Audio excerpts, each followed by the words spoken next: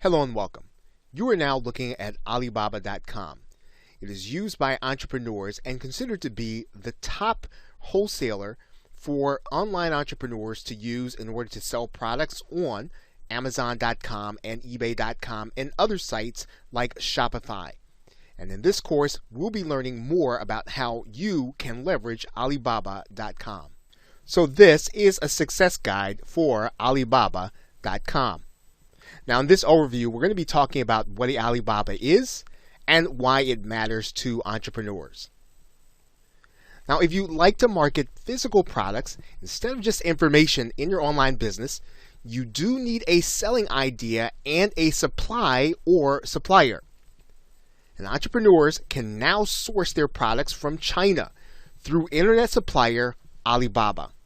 Now, Alibaba is the largest e-commerce company in the entire world, and it's even bigger than Amazon and eBay. It is the connection point for entrepreneurs between sellers from Asia and wherever the entrepreneur is. In most cases, we're talking about the United States, the United Kingdom, or Australia. Now, the company's catalog, Alibaba, is massive and has millions of products from suppliers that number in the hundreds of thousands. Now, you might be asking why, in addition to being the largest retailer, that entrepreneurs in particular look at Alibaba. And the primary reason is that companies look there because they want to take advantage of low manufacturing costs of the suppliers in Asia that are connected to Alibaba.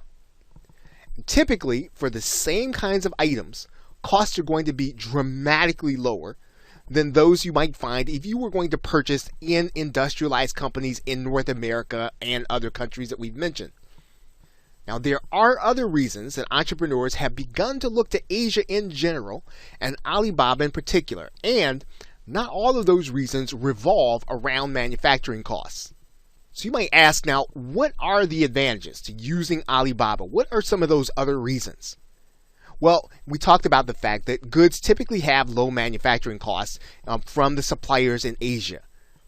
But suppliers on Alibaba tend to work with smaller entrepreneurs, whether or not they work through their smaller arm, Alibaba Express, and they give small entrepreneurs the opportunity to deal in quantities of physical products in ways that fit their business. And what you'll find is that there are a substantial number of suppliers in Alibaba to work from in most physical product categories. And this is, of course, an advantage for entrepreneurs that are looking for the best possible price, the best possible product, and something that they can eventually brand into developing a company or developing a niche inside of both Amazon, eBay, or any other retailer.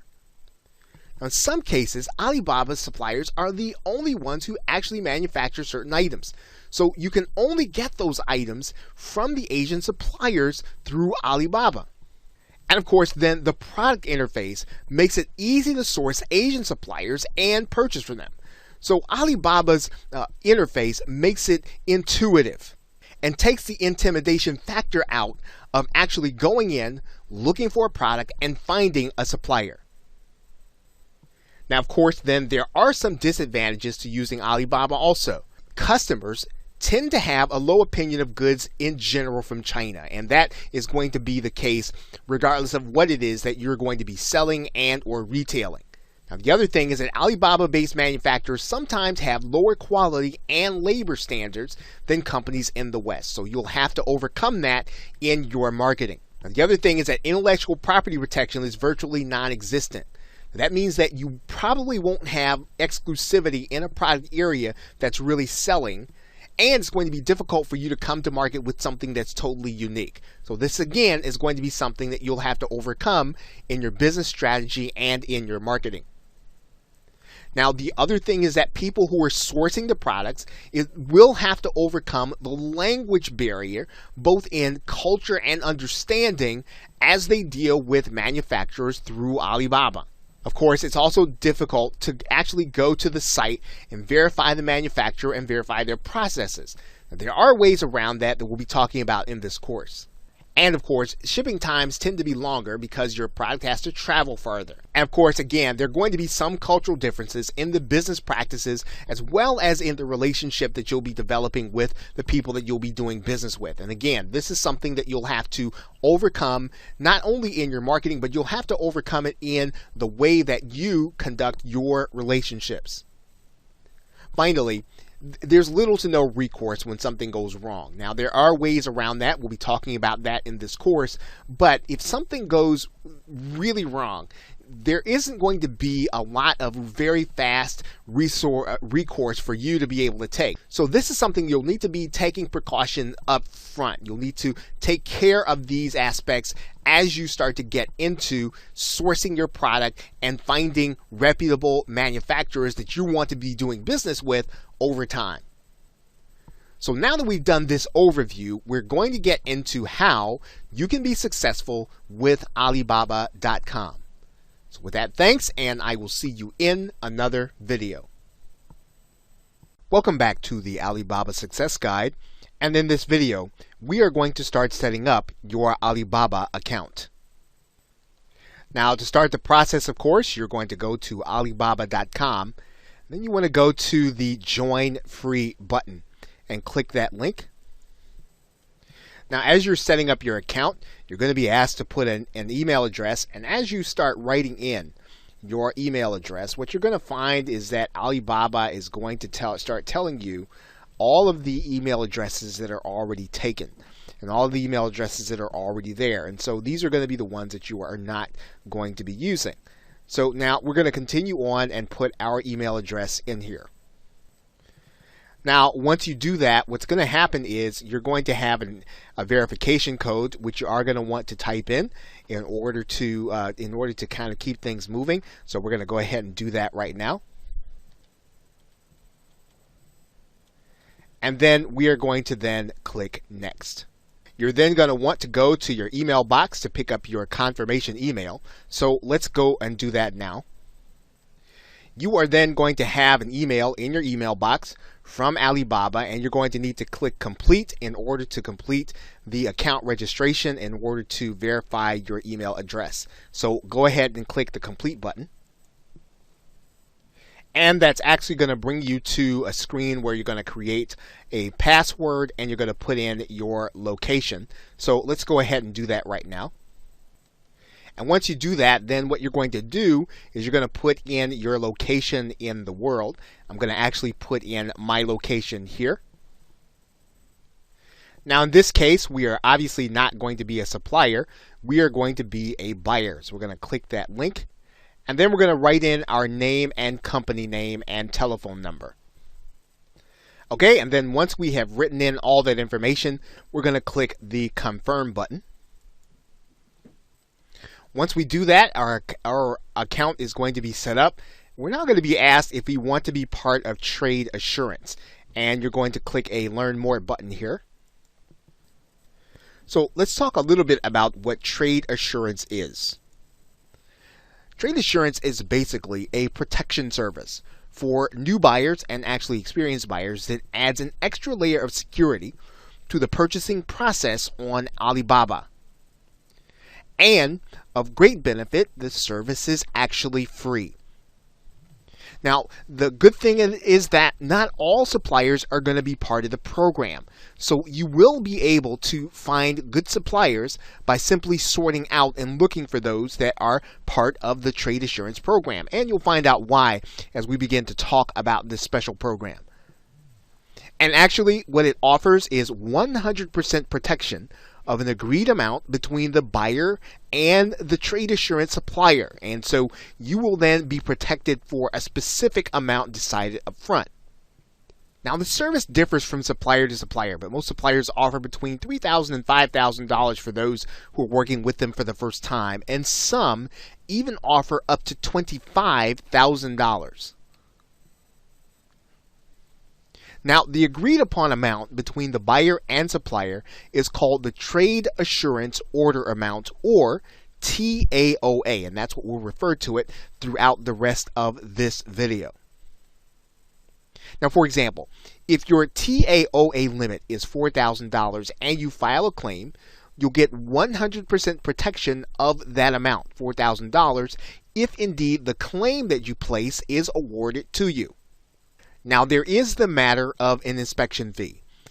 Before any claim is awarded, Alibaba will inspect the goods of the supplier that you're dealing with. And if they're found to be at fault, you will not have to pay the inspection fee. Now, the other thing is that trade assurance covers 3 basic areas in terms of your protection. First, you're covered by shipping time. So in other words, if the supplier does not ship when they say they're going to, or they don't ship in a reasonable period of time, or the agreed upon time, then you have the right to file a claim. And then there's also pre-shipment product quality. In other words, was the product a good product when it actually left the manufacturer? And the last is related, of course, any damage to the product before it actually leaves the manufacturer. Now, whenever possible, when you're ordering goods on Alibaba, you should always sort for those manufacturers in the trade assurance program. And you'll actually be able to see that labeled very clearly when you're actually doing a search. As you see, there's a search here for a tree stand, and you'll see that we can actually sort for trade assurance. Now, just because you found a supplier in the trade assurance program does not mean that you're finished with your process. One of the things that you're going to want to note is that just because a seller is in the program doesn't mean that you're automatically covered. When you go into the negotiation process, you are still going to need to agree with the seller on the TAOA. Now, if you are actually going to be participating with the pre-shipment quality option, you're also going to need to negotiate that and the exact terms of what quality means prior to shipment. Yes, you're covered for damage, but you will also want to negotiate the exact terms of quality if that is what you're going to do with your agreement with your seller. Now, if you have to submit a claim to Alibaba under the trade assurance program, your seller is going to have 5 days to respond, and once they respond, you'll need to work out the issue within 15 days. Now, it's important to note there are certain things that you are not going to be covered for with the trade assurance program. Now, here's that non-coverage list. First, you're not going to be covered for disputes for reasons other than late shipment. So if you don't necessarily like the way someone interacted with you, or you don't necessarily like something that you got in the package and it wasn't agreed upon, then that's not going to be something that you're going to be covered under using trade assurance. Any quality issues that occur after the shipment leaves the seller. So your seller is not going to be responsible for that, and you will not be able to file a claim to Alibaba. Damage that occurs during pickup. So if you have damage that occurs when someone comes to actually take your package and move it on toward your location, that's not going to be something you're going to be able to make a claim for, because again, the seller is not responsible for that action. Delayed delivery. So as long as the seller ships on time, they're not going to be responsible for a claim if the package or if your product is delivered late. Again, they're not responsible for that if they've done their job by getting the package out to you on time. Anything with respect to vehicles, real estate, or digital products, those products are not covered under trade assurance. Basically, what you want to know about trade assurance is that the seller is not going to be in control over what happens after they ship your physical product. And although this program is not foolproof, it's a great feature to those who are new to Alibaba. And the main thing that you want to keep in mind is that it's very hard for scammers to get approval for trade assurance with Alibaba so that they would be able to deal with you. So by sorting inside of your search for these suppliers, you are actually doing yourself a favor, and you are limiting the opportunities for you to be scammed. So once again, when possible, always try to become part or use the sort feature for trade assurance. So with that, thanks, and I will see you in another video. Welcome back to the Alibaba Success Guide. And in this video, we are going to be discussing finding a product to sell. Now, one of the things you'll notice about Alibaba is that the actual process of starting your product search is going to be fairly straightforward, and it's going to be intuitive when you see the actual interface. You will be browsing product categories and browsing the search for what you're basically looking for in terms of a product. Now, of course, you should already have some idea of the market that you're going to be looking for.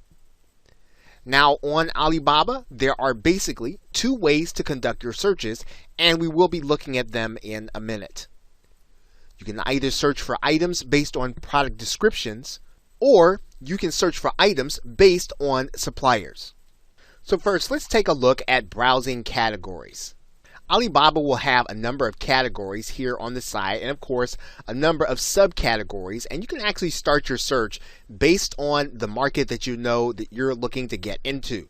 So for example, if you're going to be looking at men's clothing, and in particular men's shirts, you can start your search inside of a category and go inside of men's clothing. Once you're inside of men's clothing, you can start to look in particular for the item that you're looking for. And we said that we'd be looking at men's shirts. So we can actually continue to browse using this category. Once you have those categories, you'll have lots of other subcategories that you can start to look through in order to narrow down your search. Now, of course, we'll be talking about quality areas that you can actually narrow down your search, but what you want to do is to start thinking about what kind of market you're looking for and how you can narrow your search down inside of Alibaba. As you can see here, you've got 130,000 selections that you can actually choose from. But you can actually probably narrow that down by taking a look at things that you want. Perhaps you want a 100% polyester search. And then you can actually further narrow it down, and you'll see the actual numbers here in this area. So you can actually then start to narrow it down to adults. And then you can actually continue to narrow your search down. Perhaps you are looking for polyester and you're looking for flannel, and then you've only got 36 choices here. And then you actually then have a reasonable sampling that you can begin to narrow down your search based on some of the categories that you have at the top. Now, of course, we can also source products by looking at them according to their product description or their name. So if you were to write into your category name a digital camera, you can then begin your search inside of Alibaba in that way. And you'll notice here that Alibaba does give you some convenience areas that you can start to narrow down your search even before you actually get to the page. Maybe you're looking for a digital camera that carries an SD card. And once again, you're going to start to see categories that you can start to narrow down based on what it is that you know you want to sell, based on what you know is already going to be a market on one of the larger websites such as eBay or Amazon. Now, once again, you can actually search based on supplier, and so all you'll need to do is to go to this drop down box and then look for suppliers.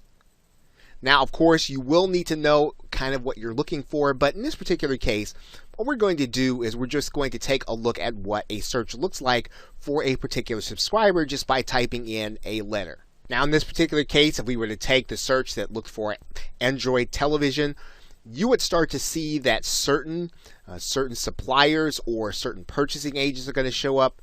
You're also going to see certain suppliers show up here in the search area. And once again, we haven't started looking at narrowing down based on our key categories, but you will get an idea of what you're looking for in terms of suppliers. And Alibaba does give you choices and areas where you can narrow down. As you can see here, you've got 677 suppliers. You can actually narrow those suppliers down to places where you want or suppliers that have what you want, and you can use the columns on the left side that will give you a more of a reasonable search that you can start to actually look for people that will have what it is that you want to sell in the marketplace.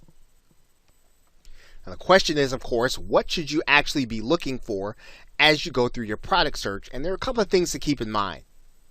Now, the product pages are going to give you information that is going to help you in your actual search. And what you want to do is you'll want to consider taking an organized approach to evaluating the information. I'm going to be talking about that here in this video. Now, you're looking at a fairly basic page here that will give you product information. And we're going to be talking about what actual information we should be looking for as we go through each particular product page. But this is very similar to what a product page is going to look like as you start to narrow down your search.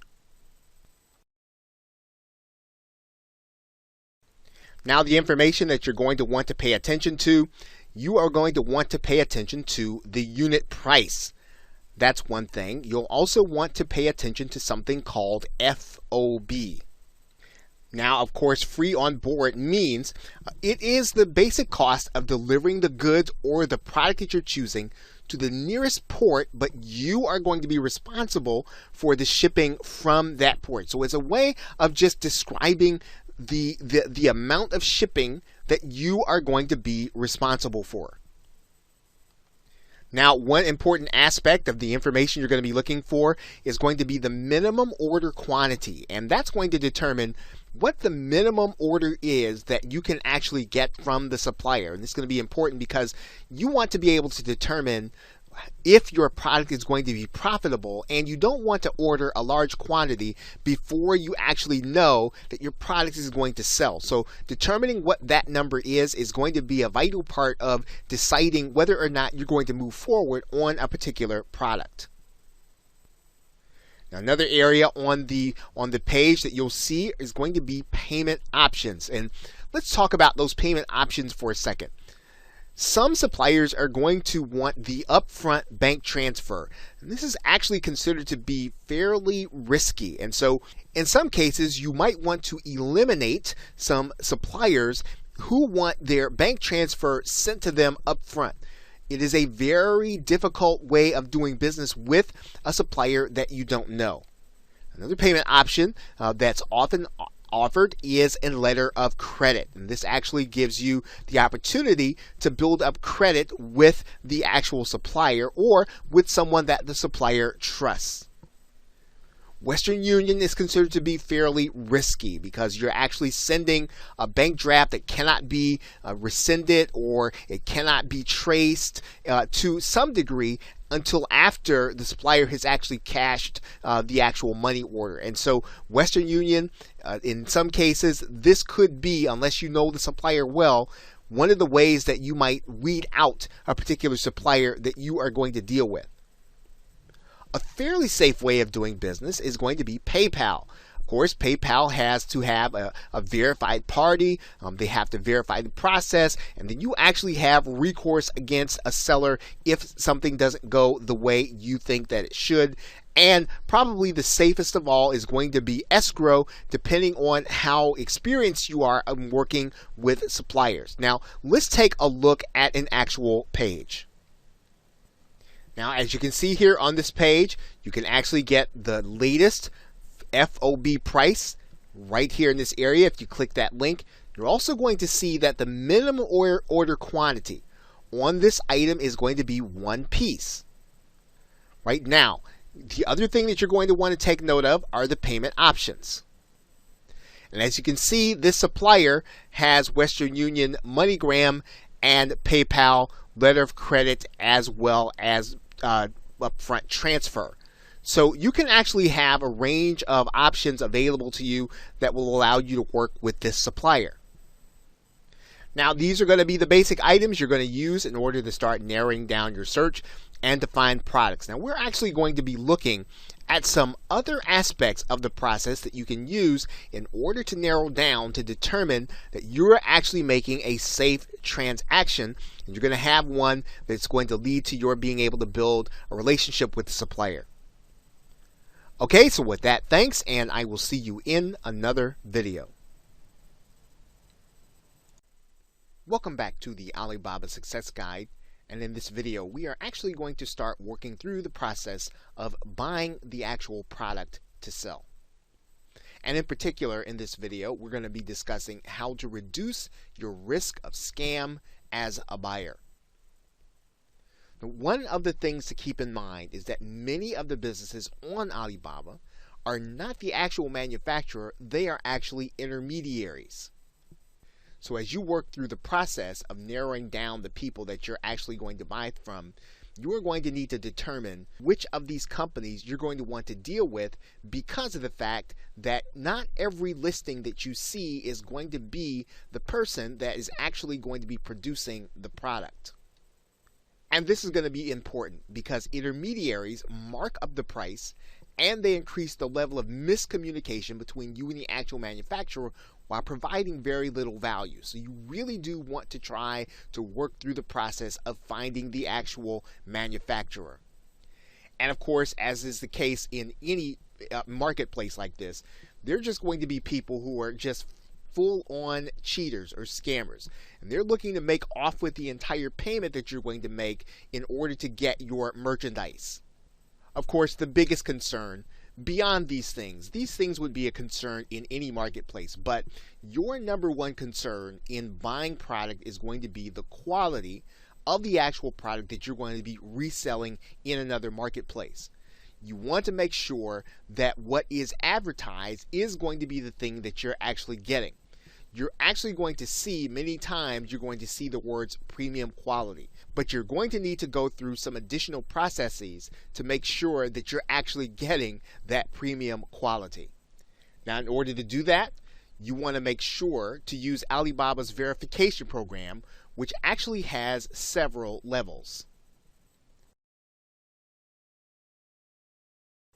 And you're going to be able to self-select for that verification program simply by clicking this button. And you can see that Alibaba will even tell you that checking this box will actually give you the third-party inspections that you would need to have in order to be assured that you're really dealing with a company that you want to actually buy from. Now, that third-party verification program actually has audio and visual checks. So you will be able to know that you've actually spoken to, or that someone, the third-party company, has actually spoken to someone. They've actually seen what is happening there at the company. That company that's gone through the verification program has actually had on-site checks. So you'll be able to know that you're really dealing with a company, a real company that produces real products. You also will have supplier assessments. And that means then that you're going to be able to get a report from Alibaba or from the third party that will tell you how the supplier has done business in the past. So this is a great way to reduce your risk as a buyer. And these third-party services can actually help you through the process of buying, depending on how large your order actually is. There's more that you can do than just self-selecting. You can also ask lots of questions about the business and products. And regardless of how big your order is, you should be asking questions to verify, again, the quality and the fact that this company is really going to be able to deliver the kind of product that's going to allow you to build a brand, allow you to have customers to come back and to give you good ratings wherever it is that you sell it. You can actually ask for and expect to get their business license. This will help you to reduce, again, the opportunity that someone who is acting as an intermediary or someone who's just looking to take your money of being able to get to your payment. Get their actual phone number. Each of these companies that are doing real business should have an actual phone number that you can get a hold of. And of course, you should be having Skype meetings with your contacts.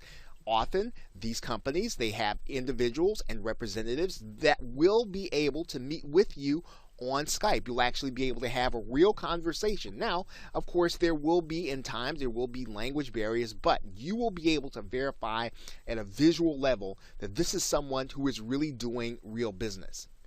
And of course, you can ask for photos of the factory and sample products. This will then allow you to, again, verify that you're doing real business with a real company. Now, we're going to be talking about this process in a future video, but you should be making sure to get samples. This is an indication that the company that you're dealing with is going to be able to deliver. You'll be able to get an assessment of the quality. This will help you to reduce your risk that you're getting a product that's not going to be something that you're going to deliver. It's going to fall apart, something that you are going to miss delivering. You are going to make sure that you're getting a decent product. When possible, make your contact through a fictitious name and then get additional samples and then compare the quality. This will mean that, a company that's really doing business, they're going to be able to send you the same level of quality, and you're going to be able to get two different products in the same general area, and you're going to be able to compare them to make sure that yes, this company didn't just get your order and just put something together. They consistently deliver good, solid, manufactured quality.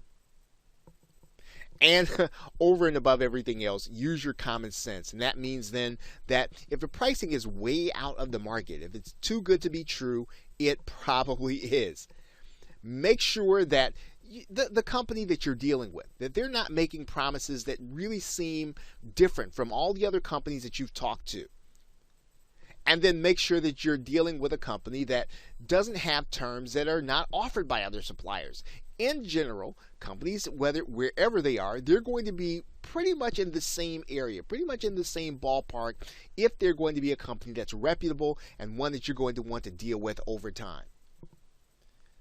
Lastly, always be willing to walk away from a potential deal and supplier. Don't get emotionally attached. This will reduce your risk over and above everything else because, again, you might see a product and you might feel as if, boy, this is the thing that I want, but you should be willing to walk away from that deal, especially if something that you see doesn't really resonate, doesn't really feel right.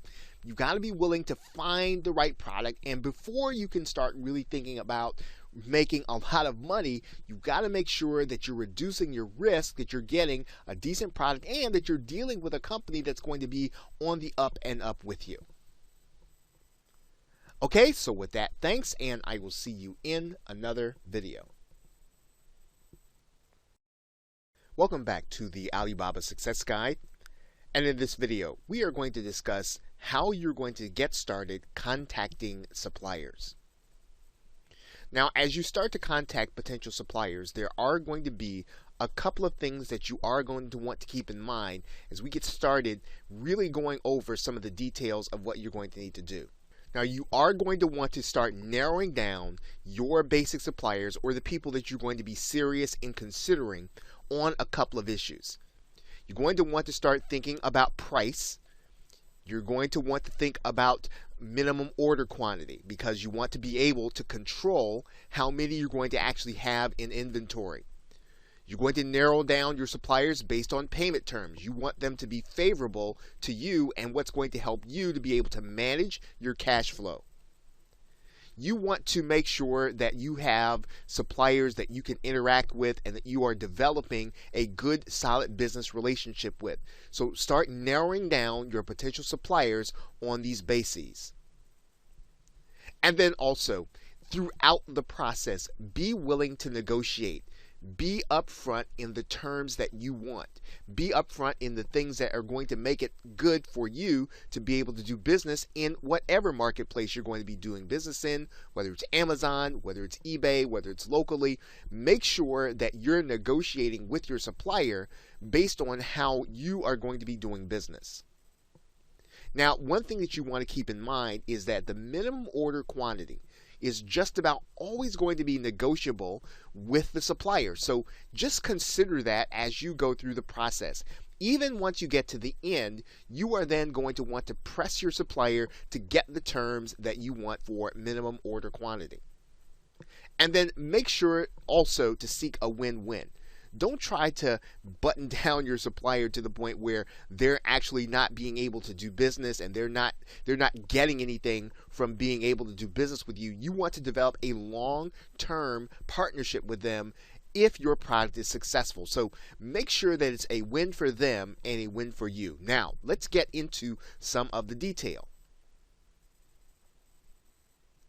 Now, email can definitely be the primary means of contact, but there are some other things that you're going to want to think about. Now, one of the best practices of wholesale buyers is to use live chat. And that's a good thing to use so that you don't have to wait for a reply. You can actually continue to move the process forward while you're online. Now, Alibaba's website can actually let you know when a supplier is online. In fact, when you're online and you're searching, you'll be able to self-select for those who are already online by clicking this box. Now, if you do choose to use live chat, you're going to want to try to time it to early in the morning GMT. These are business hours in China, and what this is going to do is it's going to increase your chances of being able to meet an actual sales rep online again, so that you can continue to move the process forward. Now, if you do choose to use email, please keep in mind that your email is likely to be translated. And when you write your email, what you're basically going to be doing is requesting a quote. Now, let's take a look at what your email should actually say. Of course, you're going to start out with salutations, and you're going to state your name and that you're looking for a supplier of a specific product. You probably want to make some statement about the fact that you've been doing research and that you found their company. And then you're going to state clearly what it is that you want. You're going to state that you'd like information about that product on minimum order quantity, FOB pricing, production time, payment terms, and sample pricing. And then you want to keep this email very short and to the point. You want to have them contact you at your business email. Now, hopefully you have set up a business email that's specifically to do business with Alibaba Suppliers. And then you want to thank them and then tell them that you're looking forward to hearing from them, and then you state another salutation. Again, this is a very short email, very direct, and it's asking and inquiring for information. Now, you want to write the email so that you get everything you need without days or weeks going by. So you want to request as much information as you possibly can. Now, your goal, and you should easily be able to do this, to get all of the information you need to make a decision within 24 hours from the time that you actually send your message. Now, using a format like this with a narrowed down list should help you to get in contact with as many potential suppliers as you can within one sitting that you're actually serious about. Now, although you don't want to rush the process, as you know, time can really be of the essence, especially if you already have a good market opportunity and you sense that you're going to be able to profit in a niche quickly. Now, one thing that you'll want to keep in mind is that not getting samples is a deal breaker, and you should not proceed contact with any supplier who does not or is unwilling to supply you with samples. Now, once you actually start hearing back from suppliers with all the information you've requested, you'll have a few candidates that are going to be worthy of requesting and paying for samples. You'll then want to send a follow-up email to those that you're serious about to get those samples. Now, you're communicating with them to let you know that you're not trying to get around their MOQ. You are really trying to get a sample because you're serious about buying. And once you send the email that we're about to go over in a minute, you should expect a confirmation as to the cost of the sample and then how you can make payment for them. Now, in some cases, the samples will be free to you, and you'll just need to pay the shipping. Now, let's go over the email that you'll be sending to request samples. Of course, you'll start with salutations, and then you'll thank them for their email, tell them that you reviewed it, and that you'd like to go ahead with an order. But you want to say before you commit, you'd like to get a sample of the product so that you can test quality. And then you want to make sure that you can do samples for that specific product that you're looking for. And then thank them, again, keeping this email very short, and then saying sincerely and then signing off. And that is the process of contacting suppliers to get ready to receive your samples. Now, the next video, we're going to be talking about what's going to happen when you actually start to receive your samples back. So with that, thanks, and I will see you in the next video. Welcome back to the Alibaba Success Guide, and in this video we are going to discuss what you're going to do when your samples arrive. Now, some wholesale buyers suggest that you should actually try to sell your samples to get a sense for how well they'll do on the market. However, this is not considered to be a best practice because you risk your seller rating if you haven't properly tested an item first. You want to look at this product for aesthetics. You're also going to want to look at it for longevity and durability. Why? Because you want to make sure that the product is going to last after repeated use, after repeated testing, after a period of time. You want to make sure that colors don't fade, that things don't fall apart, that it doesn't have a fatal flaw. You want to make sure before this actually goes to a market because, again, your seller rating is always going to be on the line as you start to sell these products in various marketplaces. You want to take your sample not to sell, but you want to make sure that you're giving it the best and the harshest and the most detailed use as you possibly can when you get the sample. If possible, use a durability checklist. You want to also get family members to test it also. Have it used as if it's going to be used by a customer or a client that doesn't necessarily treat it gently but treats it harshly. One of the reasons that you want to do this is because you don't want to have warranty issues or lots of refunds when customers feel as if they've been cheated and they feel as if the product that they have is not of sufficient quality. Now, for example, there is a concept among wholesalers that you will have clothing that is called 3-generation clothing. That, in other words, after 3 washes or 3 periods during a drying cycle, that not only does the clothing fade, but it also shrinks. You want to make sure that you do not have that kind of product if you're going to use clothing, and you do that by testing the sample. One thing that is probably a good example of testing the sample is having something that has a hinge. You want to make sure that you test the hinge plenty of time so that you know this product is going to be worth going forward with an order.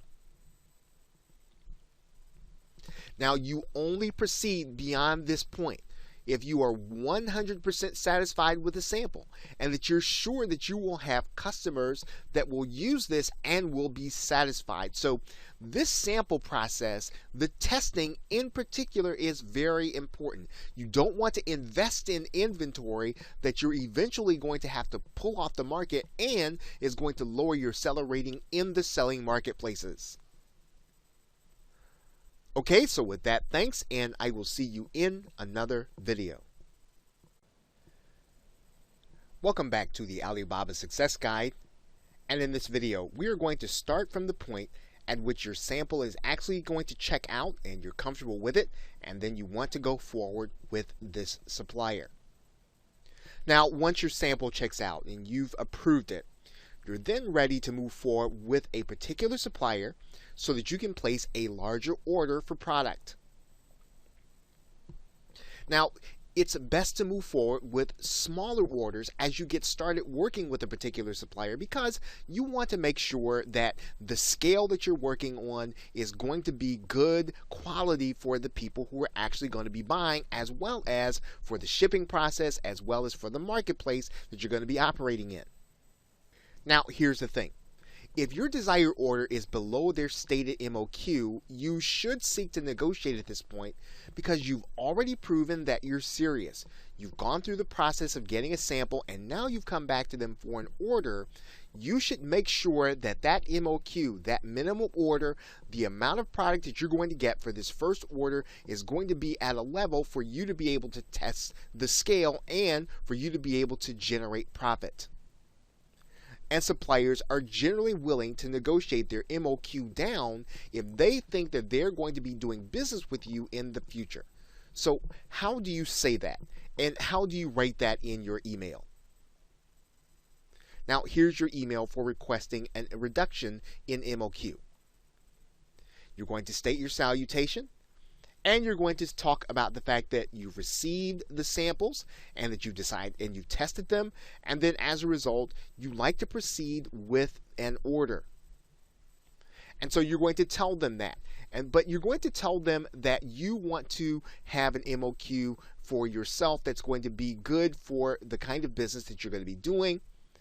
And then you're going to tell them that you'd like to test the product at that scale and that you're going to come back for a larger order later. And then you're just going to end the email, and you're going to ask them to give you information on how you can proceed with the order at that level. And then, of course, you'll sign off, and that will be the end of your message. So at this point, it's now time for you to start moving into getting ready to get product in, but you want to do it at the scale at which is going to make sense for your business. Okay, so with that, thanks, and I will see you in another video. Welcome back to the Alibaba Success Guide, and in this video we are going to talk about placing your order using the online order form from Alibaba. Now, you're going to want to make sure that before you start this process that you have discussed with the supplier and they should know what to expect from you. Now, when you're placing an order, you should always use the online order form from Alibaba. If a supplier, for some reason, does not want to use this form, you should probably not use them. Using this form means that the trade assurance program will work for you in case there's a problem.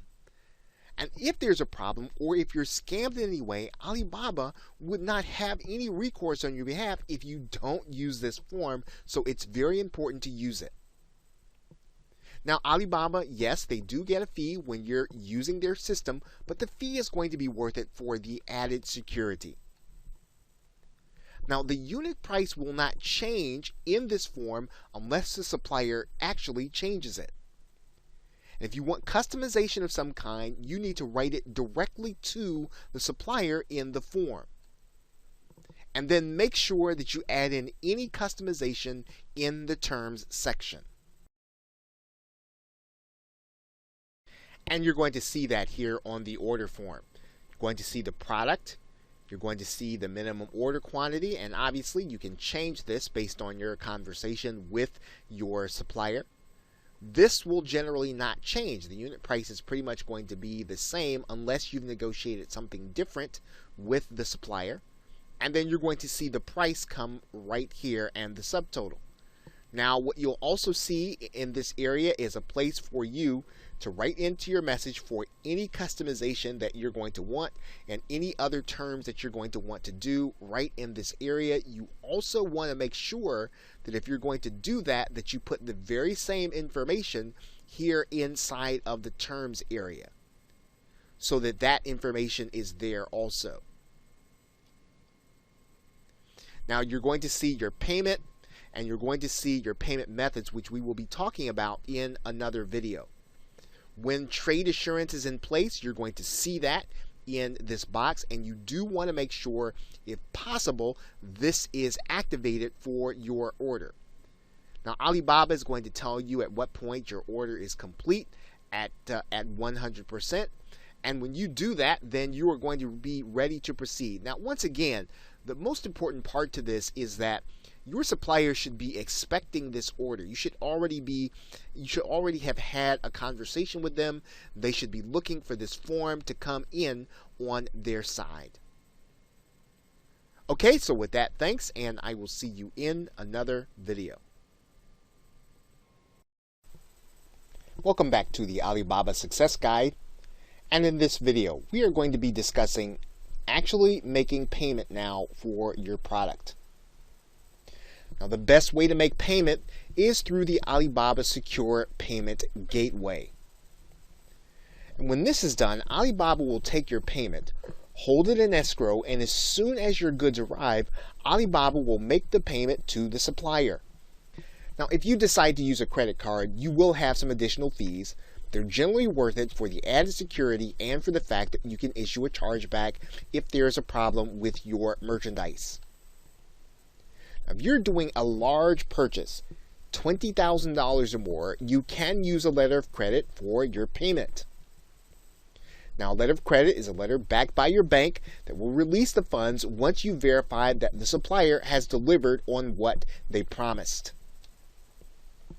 And when doing this, you'll probably want to work with a transfer agent in getting this in place. Now, the letter of credit will not have the same level of fees and will generally be better for the supplier. Now, because you won't have credit card protections in this case, the transaction, on the other hand, will not nearly be as secure. Now, for bank transfers, the more that a supplier wants up front, the worse the transaction is for you, the buyer.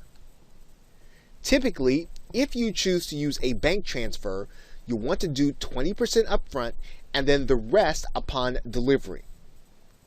Now, in every case, Western Union is the most insecure method, and you'll have no recourse if you choose to use it.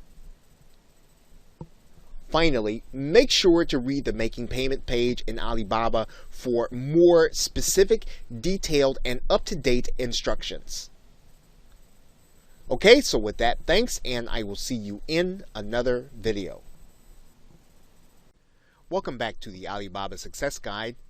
And in this video, we are going to be discussing having your product shipped. Now, you typically want to have your sample products shipped directly to you or to a P.O. box so that you'll be able to get to them quickly, get them, and then test your samples so that you can go through the process so that you'll figure out whether or not you'll want to deal with that supplier. However, when you're ready for your major order, you'll want to have it shipped directly someplace where it can be stored and categorized. Now, most sellers are going to use Amazon FBA for this process. This would mean that the product would be stored and categorized by Amazon. This would also mean that you wouldn't have to have the product around your personal residence. And this can be very important because you don't want to have product in your personal residence where it could be damaged, where something could happen to it, where you could actually start to lose track of some of the inventory. You want to have it someplace where someone else is going to be accountable for it, and it's going to be in a location ready to be sold. Now, for more information about the Amazon FBA process, you can click the link inside of your clickable document. So with that, thanks, and I will see you in another video. Welcome back to the Alibaba Success Guide. And in this video, we are going to talk about what happens when your product arrives. Now, the first thing you're going to do when your product arrives is that you are going to do an inspection of the product to make sure that everything that you are receiving is as it was described. Now, if you're using the FBA or Amazon FBA, they will do an inspection and then give you a report as to whether or not any of your goods were damaged, and just to make sure that everything that was supposed to be in the box is actually there. The second, you want to make sure that none of the products have been damaged during the shipping and handling process. Now, if you're going to have a problem from products coming from overseas, you'll find that it is going to be water damage from the shipping process. So make sure and do a careful examination to make sure that none of your products have been water damaged. Now, if possible, record your unboxing and your inspection using video. Go through every process from the opening of the box to actually inspecting the item. Now, most transactions will come with shipping insurance to help compensate you if goods are damaged or not as described. You want to go ahead and make sure that you open up one of the actual packages to make sure that your product is as advertised. Once again, sure, you're going to make sure that all of your boxes are there and everything that you have paid for is in your box, but you want to go the next step. Take one of the items that's actually going to be sold, open up the package, make sure it is exactly what you paid for and what you expected. Now, if there is any damage, contact the supplier to work out what may need to be done, and make sure that you contact immediately. This is why it's important for you to do the inspection immediately upon having that package arrive to your location. Now, if for some reason you feel that you've been scammed, don't contact the supplier, contact Alibaba support. They have people in place that know how to handle these matters. The first thing they're going to do is to remove the supplier, and then they'll launch their own internal investigation. Now, if it's determined that it's a fraud process, your payment that's still in escrow will be held. And that's one of the good reasons for you to use the online secure payment facility. Once again, when you determine that there is fraud, make sure that you don't contact the supplier. Let Alibaba handle the process. If you have a case where items have been damaged, that's the time to contact the supplier. But if you determine that there's fraud, that's when you want to contact Alibaba immediately. Okay, so with that, thanks, and I will see you in another video. Welcome back to the Alibaba Success Guide. And in conclusion, sourcing products from Alibaba can be profitable, but it does take being cautious, going through all of the procedures that you can in order to reduce your risk.